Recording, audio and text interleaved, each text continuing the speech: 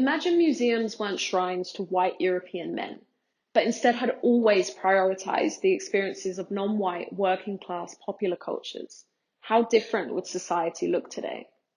In 2018, Beyonce and Jay-Z's performance of Ape Shit, filmed in the Louvre, reminded us of the history celebrated in the museum space and the power we have to challenge them.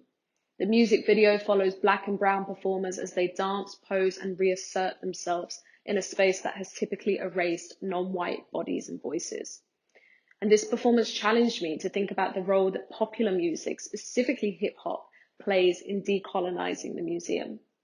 You see, I've worked in museums for years. I've also listened to reggaeton, an Afro-Caribbean hip-hop style, since I was 15. And it's through my research that I explore the relationship between the two. Reggaeton emerged from Black Caribbean communities historically overlooked, socially marginalized, and culturally silenced according to our lasting colonial structures. Museums are colonial institutions. They were born out of colonial enterprise and remain implicated in the perpetuation of colonial trauma. And the relationship between these institutions and our present-day inequality should not go understated.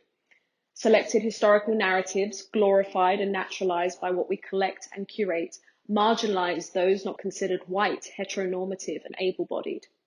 However, museums are again at a turning point.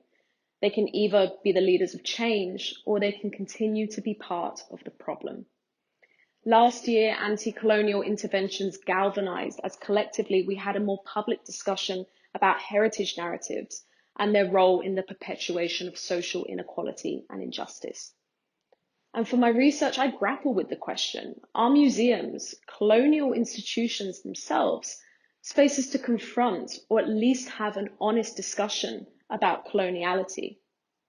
Because if museums remain wedded to the notion of neutrality and avoid accountability, they will always fail the diverse publics they claim to serve. It's time for museums to relinquish their power, for museums to open their doors in a more meaningful way to the communities it has typically excluded. Let hip-hop play.